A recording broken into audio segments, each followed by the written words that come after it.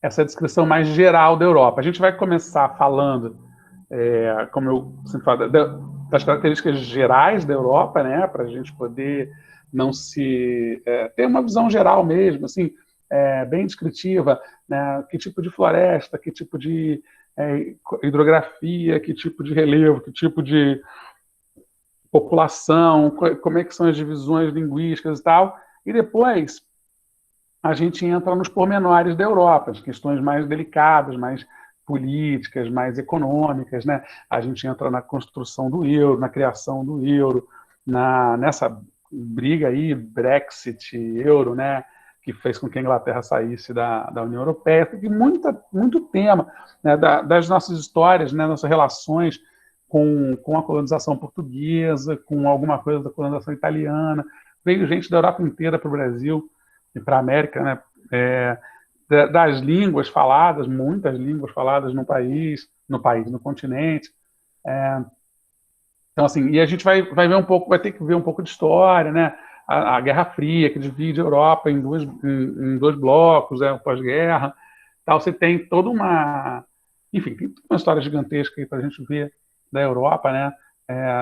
Então, mas vamos começar aqui por essa parte física, né, que eu já comecei, na verdade, na terça-feira, para a gente não ver como é que é lá, né, a vida dessas pessoas que vivem numa condição, inclusive, bem diferente da nossa. Né? Eles não são, por exemplo, tropicais, tem nada tropical na Europa.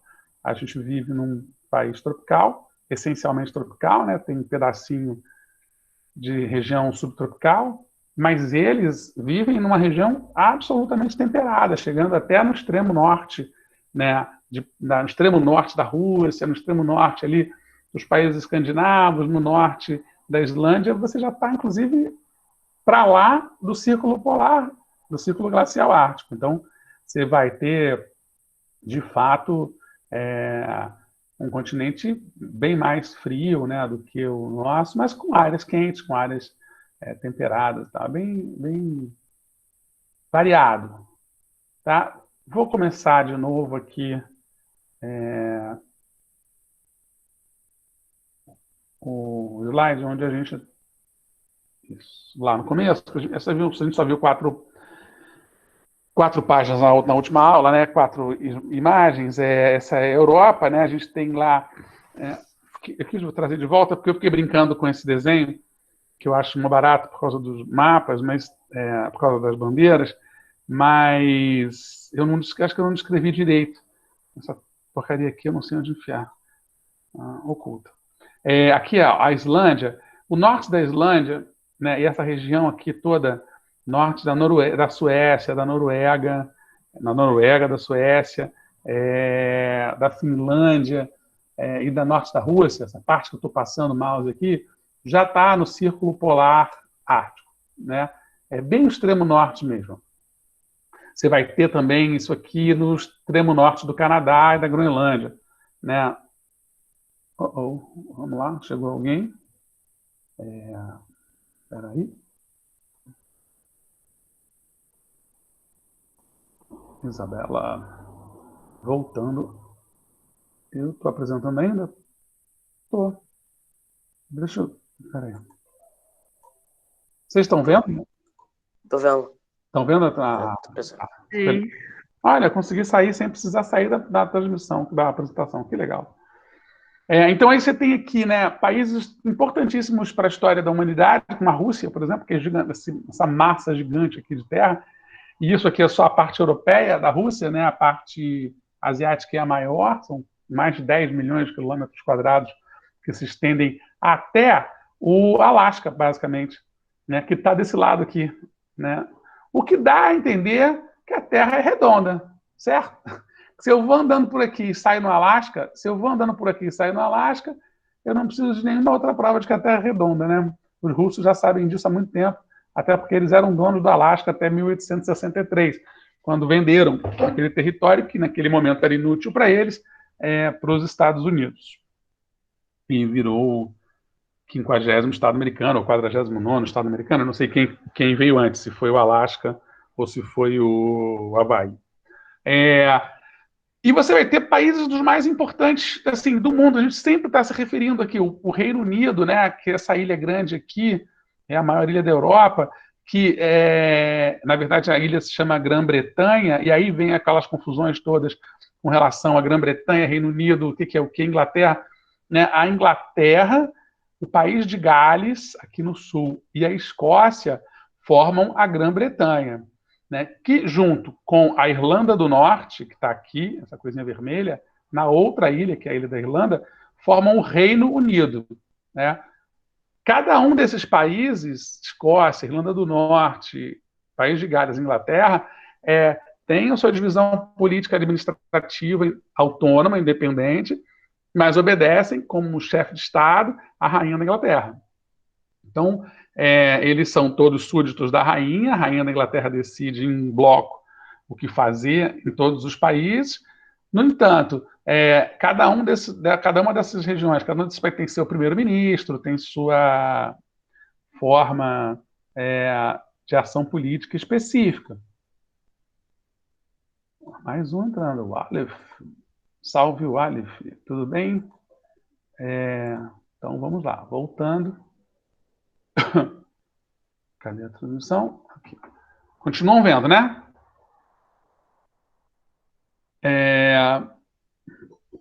Ah, caramba. E olha que eu esperei. Vamos lá. Bom dia.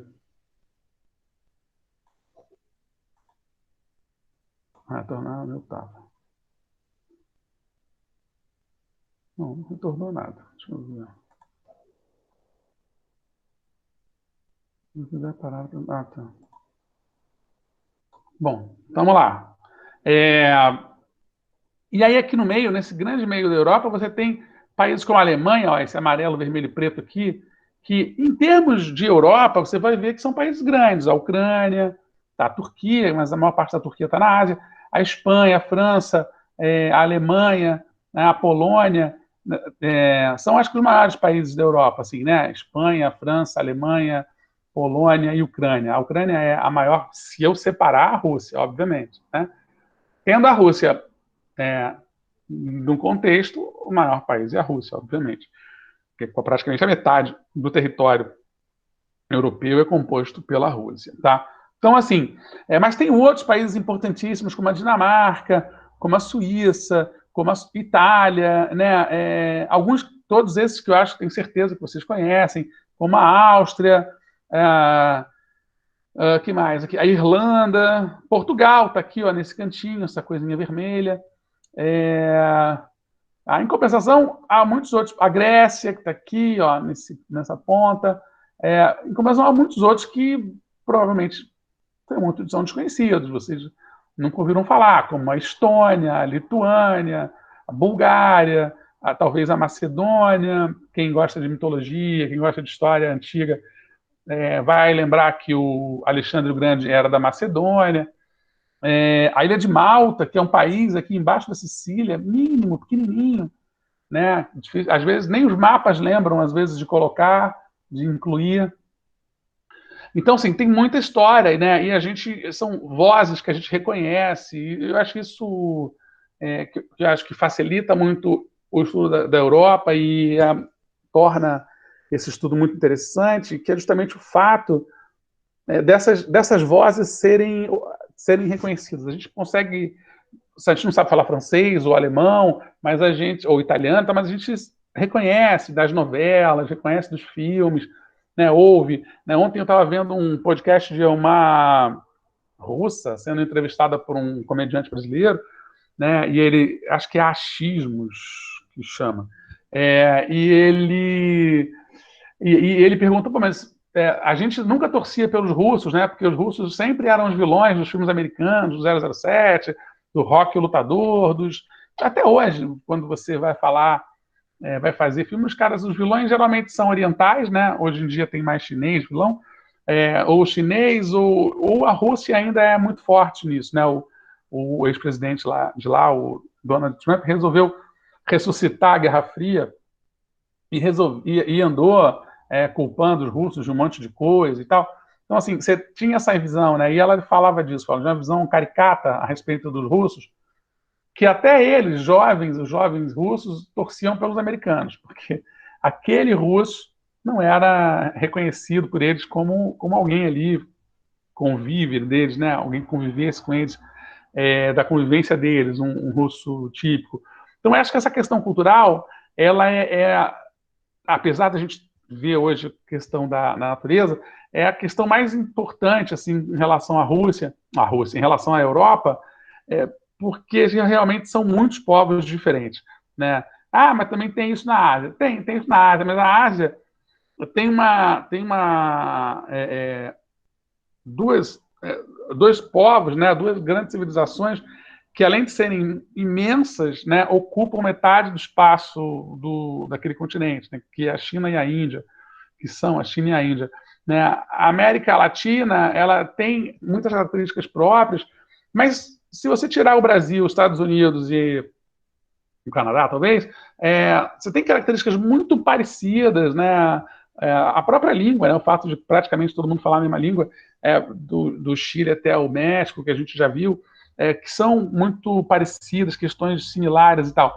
Na Europa, não. Assim, você está andando, você pega um trem ali em, sei lá, em Portugal, e você atravessa a fronteira em 8 horas, ou você chega em Barcelona, se eu não me engano, ou em Madrid, e aí já é outra língua, já está falando espanhol, aí você pega um outro ônibus ou trem, em mais 5, 6 horas você atravessa a fronteira, já está falando francês, aí o cara vai para o lado direito, ele vai atravessar a fronteira para a Itália, vai estar falando italiano, né? Ou vai seguir reto, vai subir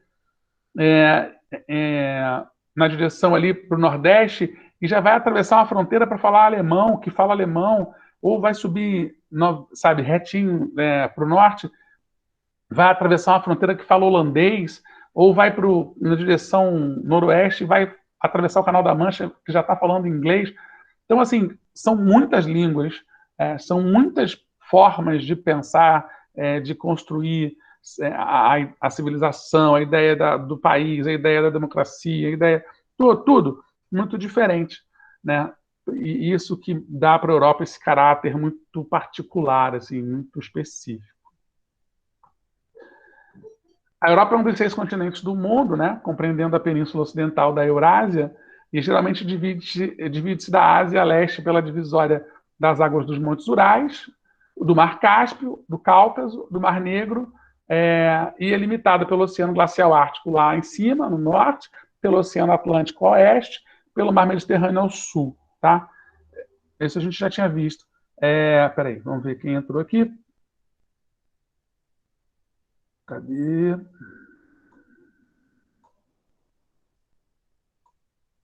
Ninguém apareceu aqui. Achei que tinha entrado alguém. Interrompi à toa. Vamos lá, voltando. Continua me vendo, né? Voltou para o começo. Me vendo não, né? Vendo a imagem. Ó, eu tinha falado ontem na divisão da Europa em 2 partes. Né? Assim como a gente pode ver, pode fazer isso com relação à América, né? A gente fez várias divisões, né, sobre a respeito da América, dividiu né, a América do Norte, Central, do Sul, dividiu a América Latina, a América anglo-saxônica, que vimos isso nas outras aulas.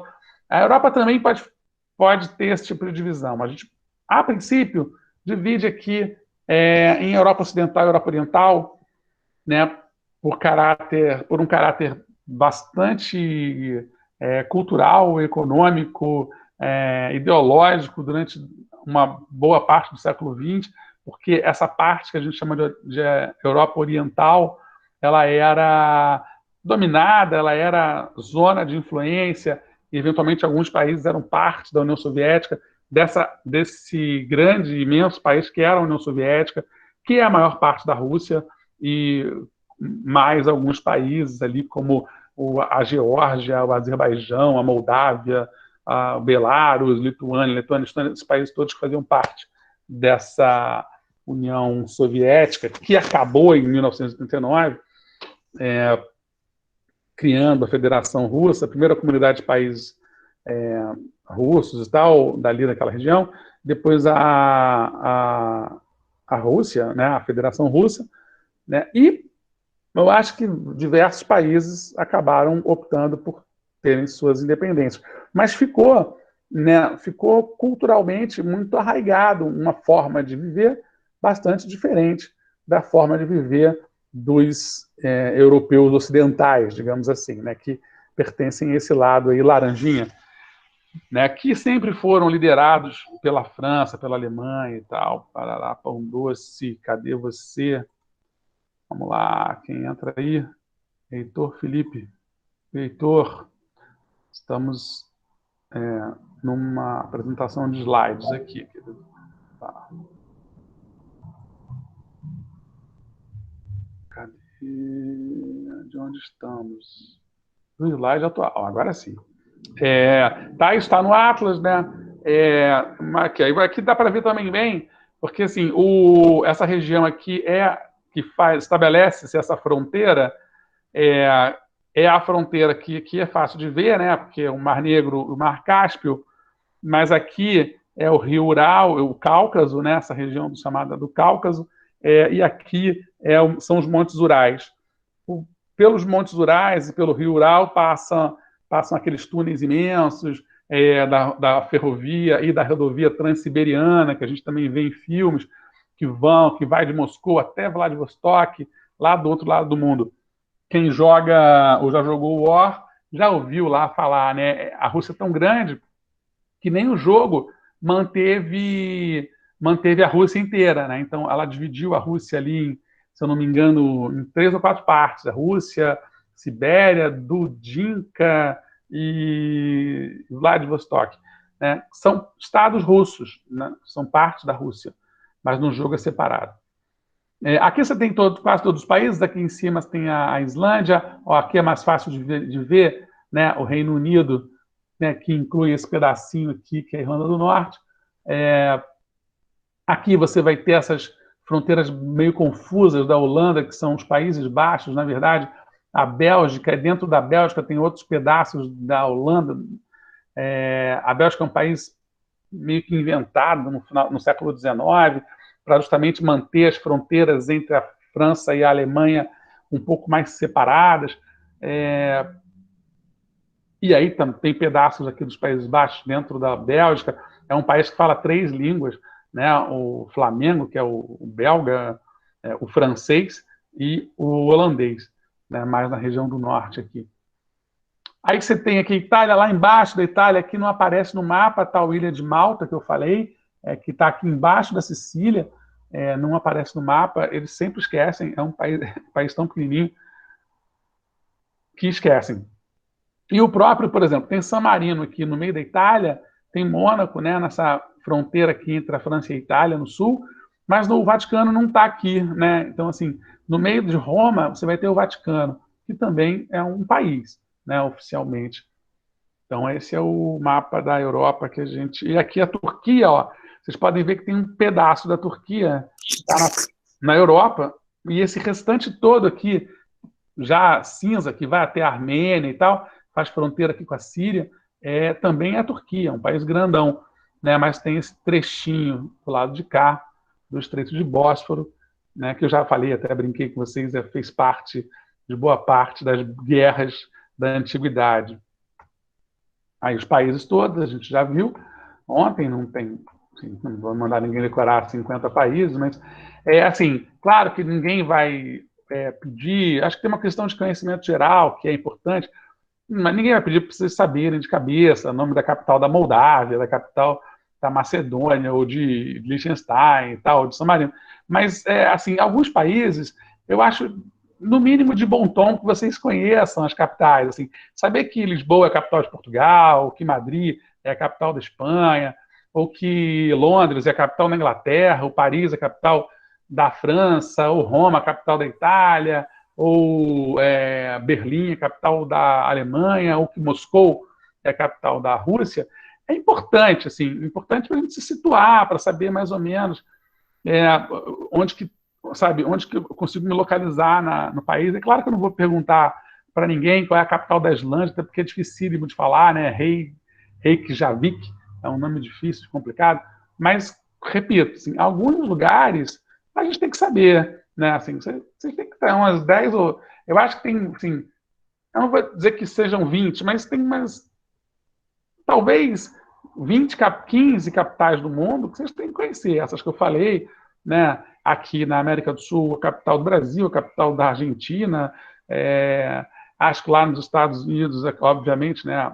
Na América do Norte, a capital do México, a capital dos Estados Unidos, a capital do Canadá, acho que lá, né, na Ásia, a capital da Índia, a capital da China, a capital do Japão, obviamente na Oceania, a capital da Austrália, né? É importante, assim, porque você se situa ali, né? Na África, a capital da África do Sul, a capital do Egito, né?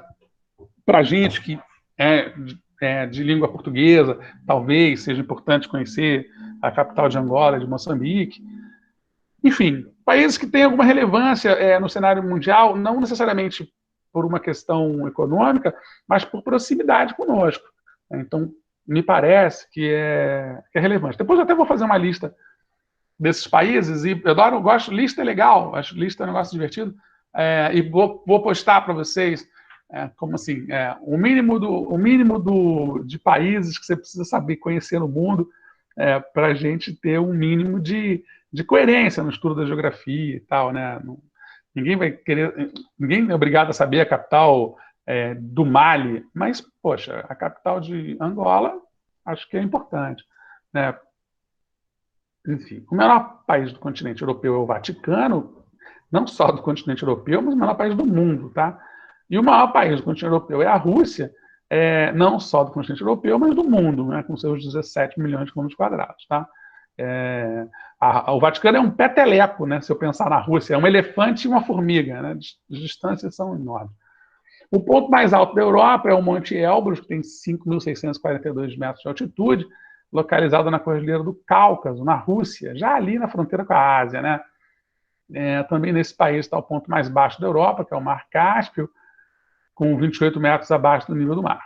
O país mais alto do continente europeu é Andorra, que aí sim, exclusivamente do continente europeu, até porque a gente aqui tem, no meio da cordilheira, lugares muito mais altos, cidades e capitais muito mais altos, e Andorra, por exemplo, é um país que é basicamente uma cidade, então é muito pequenininho, então não dá nem para comparar, assim, é difícil de fazer as comparações. Os Países Baixos, por outra parte, possuem parte de seu território em níveis abaixo do mar, daí o seu nome, e as cidades mais populosas da Europa são Istambul, na Turquia, que tem cerca de 14 milhões de habitantes, Moscou, na Rússia, que tem cerca de 12 milhões de habitantes, e Londres, que abriga pouco mais de 8 milhões de pessoas. Tá? São as 3 maiores cidades do continente europeu. Aliás, eu também fiquei sabendo ontem, não tinha certeza sobre isso, a geografia está sempre dinamicamente se atualizando, né? Então a gente fica, se a gente não ficar muito ligado, a gente perde informação. As línguas mais faladas no continente europeu são o russo, o alemão e o francês de população, né? Eu não tinha essa convicção, assim, né? Claro que o inglês acaba sendo mais falado porque é meio que segunda língua de todo mundo. E eles realmente lá estudam inglês suficientemente para falar inglês com fluência, né? Então, em qualquer país, sobretudo nos países nórdicos, por exemplo, né, Escandinávia, Noruega, Suécia, todo mundo fala inglês, né? Inclusive fala inglês na vida. Eu tenho um amigo que morou na Alemanha 3 anos, se eu não me engano, e ele disse que praticamente ele foi para estudar alemão e ele basicamente não estudou alemão porque todo mundo falava inglês em Berlim e aí ele se comunicava em inglês com todo mundo, que era muito mais prático, né? Então ele terminou nem fazendo tanto esse intercâmbio de alemão, né? Porque até trabalhava lá, ele se comunicava em inglês com as pessoas. Então ele terminou treinando muito mais o inglês do que o alemão. Então é uma característica muito comum. Mas como língua de países, as mais faladas são o russo, o alemão e o francês. Também são as maiores populações da Europa, né? A Europa é um continente com uma imensa diversidade linguística, no entanto, né? E certos países possuem mais de uma língua oficial. Muito comum isso na Europa. A Bélgica, por exemplo, fala francês, alemão e holandês, o neerlandês, são usados, inclusive, como documento, né, desses países. A Suíça adota 4 idiomas, né, o alemão, o italiano, o francês e o romance, que é uma língua muito local. E há países como a Espanha, que adotaram uma língua oficial para o território todo, que é o espanhol, ou o castelhano, que é o espanhol de Castela, que é aquele meião ali a história, né? O reino de Castela e Aragão que se juntam e impõem, na verdade, a língua de Castela, né? Que é a língua oficial, que a gente vai chamar de espanhol. Mas, regionalmente, eles têm idiomas oficiais, como o catalão, o galego, o basco, né? Que são faladas em regiões diferentes da Espanha. As línguas mais faladas no continente europeu são o russo, o alemão e o francês. Tá? No entanto, por conta de sua importância econômica, o inglês é largamente difundido entre seus cidadãos. Uma brincadeirinha com aqui a Torre de Pisa, a Torre Eiffel, o Big Ben, o Coliseu Romano, né, que são os monumentos talvez mais importantes da Europa. Esse é um curioso mapa medieval de 1472 que mostra a divisão do mundo em 3 continentes. Era o mundo que eles conheciam, né? A África, a Europa e a Ásia, né? Basicamente, que, segundo a religião, o cristianismo, eram atribuídos aos 3 filhos de Noé. Cada um dos filhos de Noé foi para um lado e formou a população de cada um desses continentes. E, finalmente, chegamos às características naturais do continente europeu.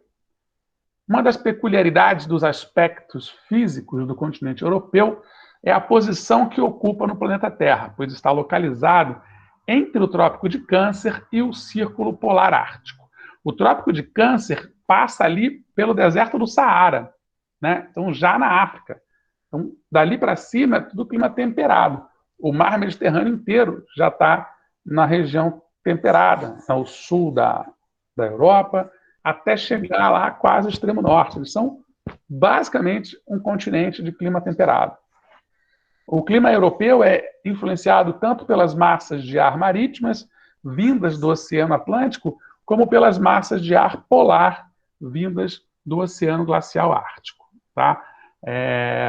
Não recebe muita influência, a não ser ali no sul, né, que é o chamado clima mediterrâneo, das massas de ar quente, o que vai emprestar para a Europa, apesar do clima temperado, condições climáticas às vezes mais frias, né, do que o que a gente imagina assim, no clima temperado, sobretudo do meio ali da Europa para cima.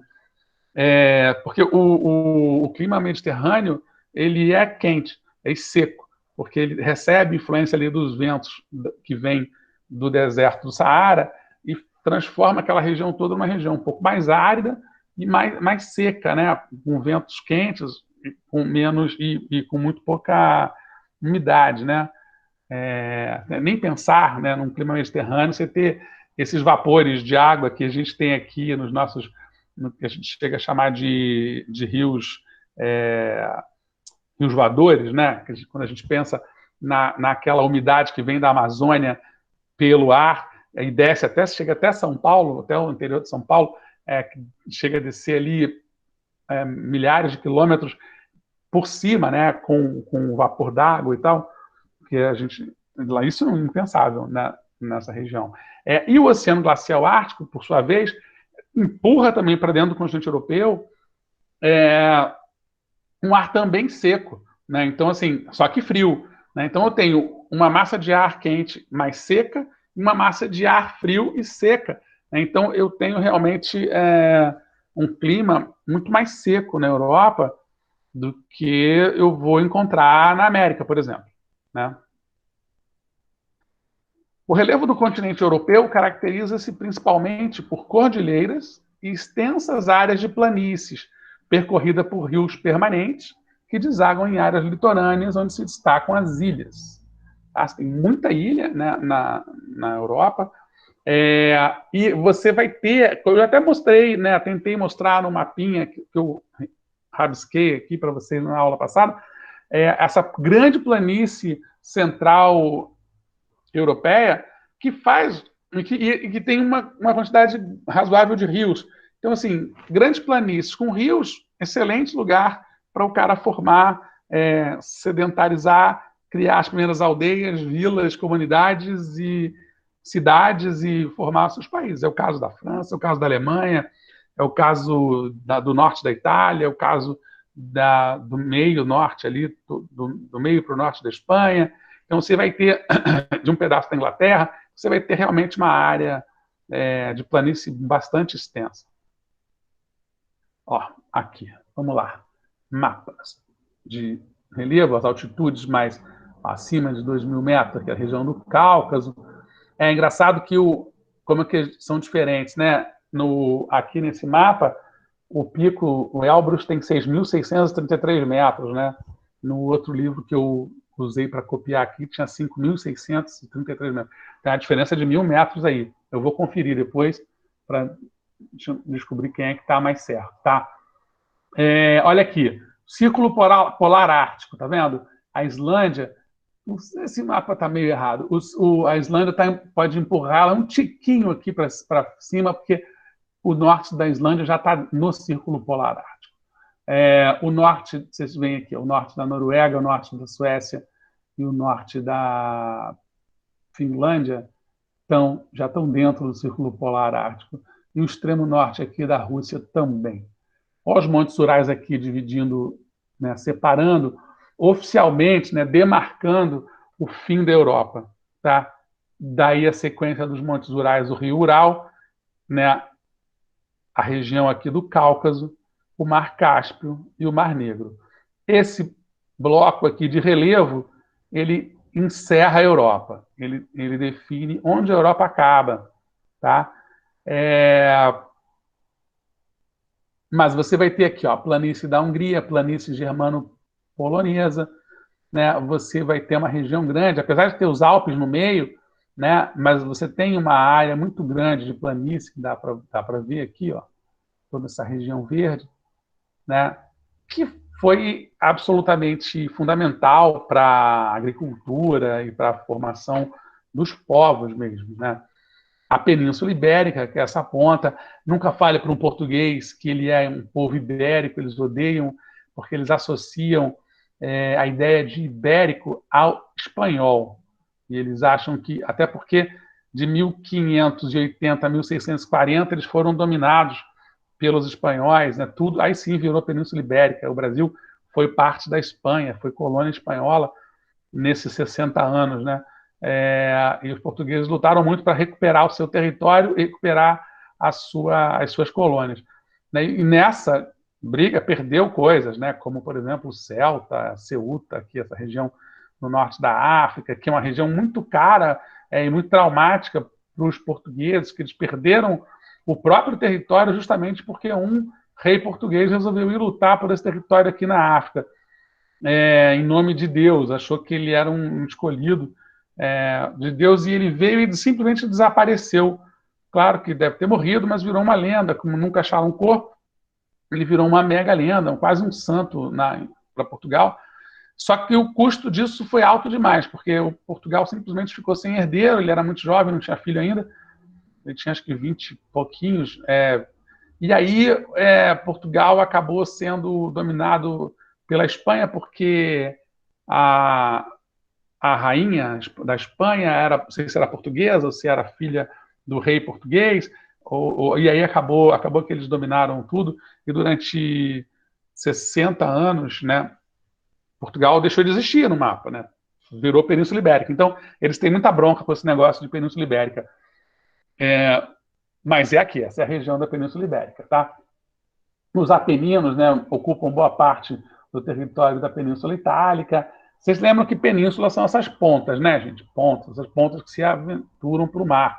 Aqui no sul você vai ter várias penínsulas, a Península Ibérica, a Península Itálica, né, a península aqui grega, né, dos Balcãs, né, que são essas pontas que vão entrando mar Mediterrâneo adentro, né? E a própria Europa, se eu juntar, como eu falei na outra aula, com a Ásia num continente só, ela, na verdade, é uma península da Ásia, né? Uma península, essa ponta que se embrenha pelo mar, pelo oceano, que no caso o mar Mediterrâneo e o Oceano Atlântico e o Oceano Glacial Ártico,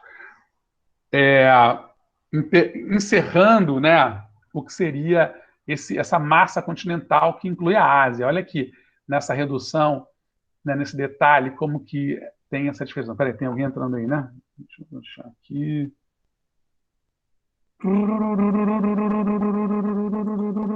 Carolina.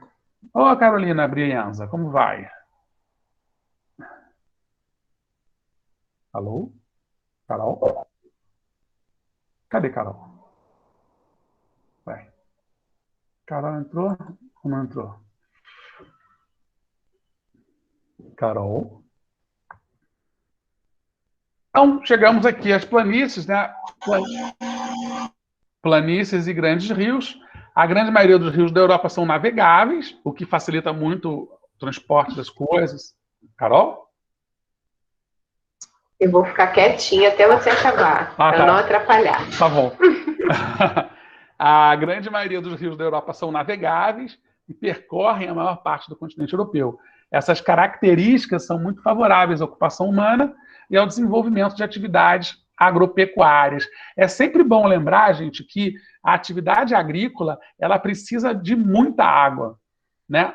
Quem aí já viu alguma horta, tem alguma horta, tem acesso a alguma plantação, sabe quanto de água que se gasta. A agricultura ela gasta muito mais água do que o nosso consumo pessoal, né? Caseiro e tal. Então, estar perto dos rios é fundamental para que você possa desenvolver a agricultura com alguma qualidade. E os animais também precisam de tanta água quanto a gente, né? Eles bebem, aliás, muito mais água do que a gente.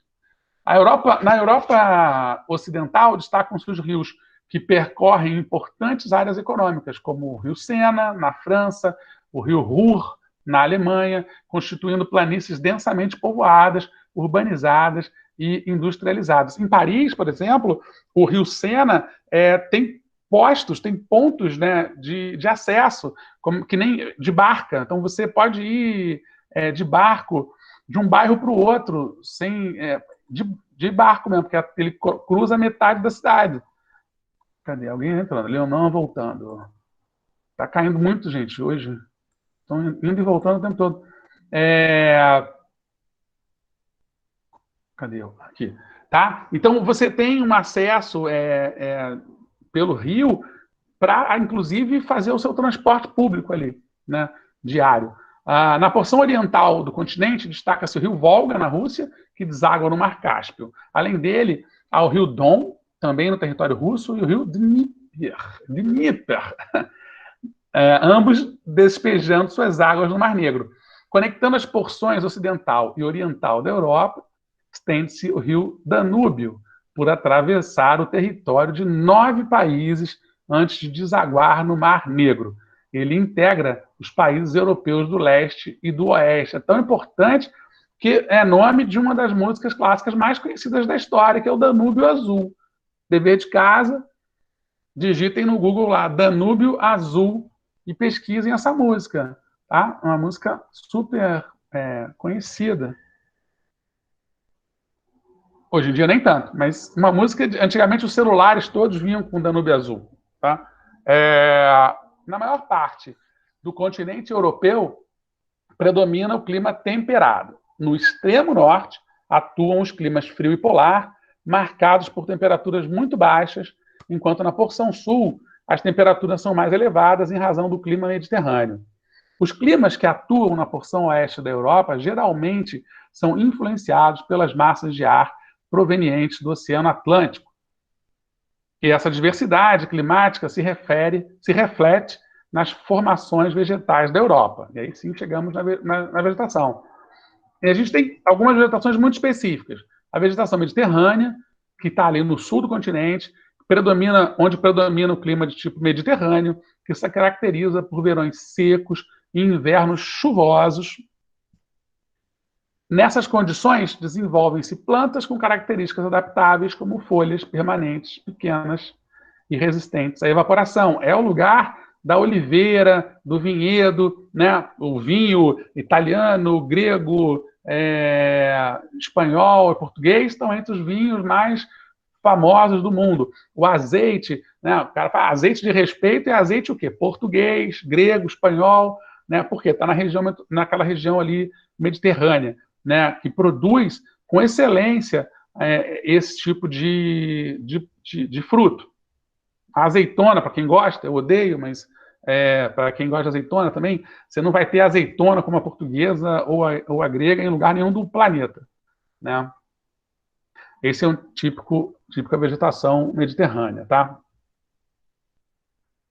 Floresta de coníferas. Aí do outro lado do continente, né, lá em cima, ao norte da Europa, predominam as coníferas. Sabe aqueles cones, né? Conífera de cone mesmo, aqueles pinheirões das árvores de Natal, né? Por isso que o Papai Noel mora lá na Finlândia, na Lapônia, né, que é onde tem as melhores árvores de Natal do mundo, as mais perfeitas.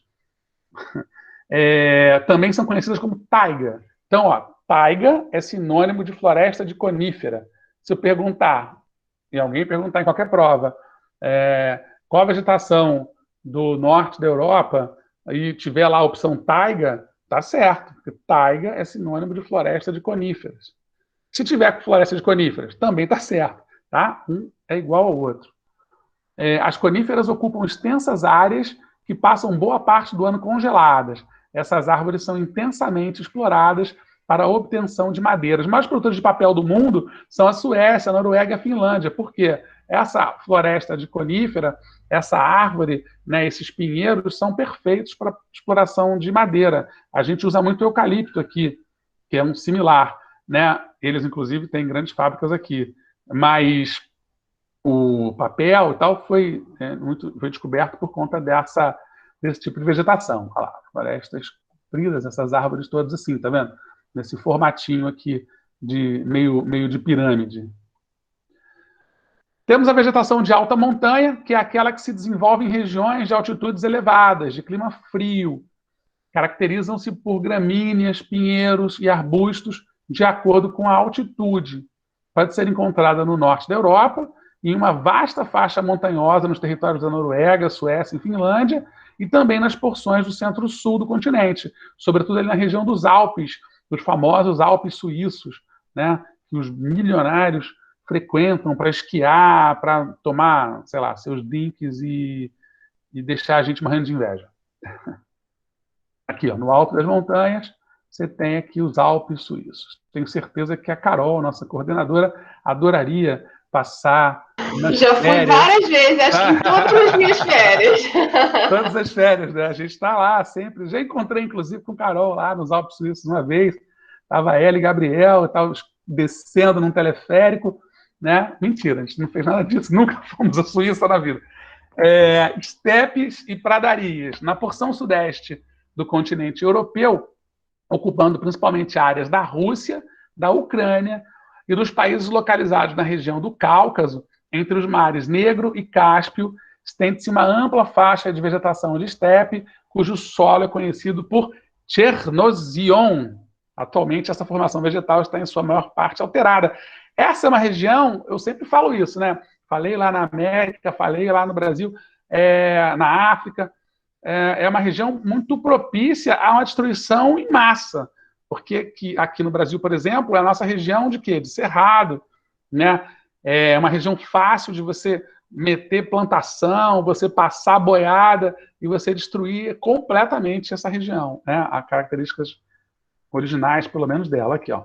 Terreno perfeito para plantar, né? Então, mas há uma vegetação aqui específica. E, finalmente, a tundra, que desenvolve-se no terreno, no extremo norte europeu, aliás, finalmente não, tem mais uma, e caracteriza-se pela ausência quase total de árvores, principalmente em razão das condições climáticas severas, ou seja, dos invernos longos e rigorosos. Tá? É uma formação vegetal representada por líquens, gramíneas e musgos. Na verdade, embaixo daquela neve toda que ocupa essa região no extremo norte da Europa, você tem grama por baixo, você tem algum tipo de formação vegetal, que em períodos de verão em que aquela neve derrete, você consegue ver. né, você está ali numa grama. Mas a maior parte do ano ela está coberta pelo gelo, né, característico aí também dessa região. Tá? Essa aqui, ó. Aqui é uma região, já no fim do inverno, provavelmente no norte aqui da Europa, você tem uma placa de gelo aqui e alguma formação vegetal em volta, né?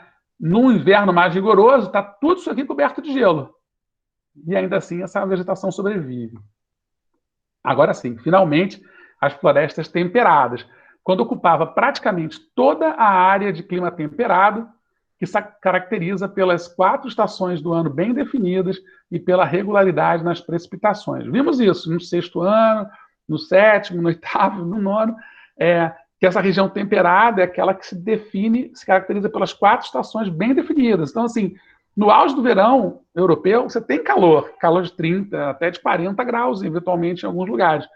Mas você tem uma diferenciação muito grande, né, e muito clara entre as estações do ano, coisa que a gente não tem aqui, né? A gente aqui vive tendo verão no meio do inverno, verão no meio da primavera, no meio do outono, porque a gente está numa área tropical, né? Esse clima temperado consiste na vegetação mais abundante do continente. É composto principalmente de espécies caducifólias, não precisa ninguém estudar botânica para estudar isso, ou seja, folhas caducas, né, que geralmente caem no período mais frio do ano. Tá? Ficou frio, cai, é aquele clima que a gente vê em filme, né? São essas aqui, quando eu falo em filme, porque a gente só vê geralmente filme americano, filme europeu, então as formações vegetais são basicamente as mesmas, tá? Com o castelinho. O castelo não faz parte da vegetação não, tá, gente? É só para mostrar. Enfim, é isso, meninos. Estamos conversados. Eu deixei a Carol com 5 minutos para falar, mas tudo bem. Desculpa, Carol. 5 nada, né? Depois